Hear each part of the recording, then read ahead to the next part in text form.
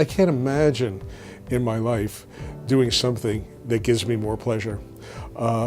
Plastic surgery is a very broad field, and I've partaken in almost every aspect of plastic surgery.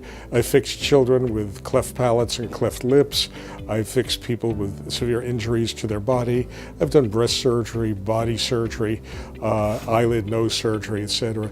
The thing that I've gravitated toward is making a pretty young woman who was pretty in her youth look young again and feel pretty again. This is the thing that gives me the most satisfaction. I think it relates back to my mother. My mother, when I was 9 years old, I'm from a little town in upstate New York.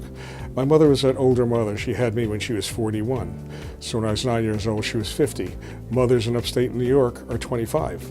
It was Parent-Teachers Day, and the teacher called my mother in. She said, "Ricky, come on in and bring your grandmother." And my mother started to cry, and the whole time that I knew her, this one thing that this cruel thing that this teacher, unthinking, said to her, which made her feel much older, was very hurtful to her.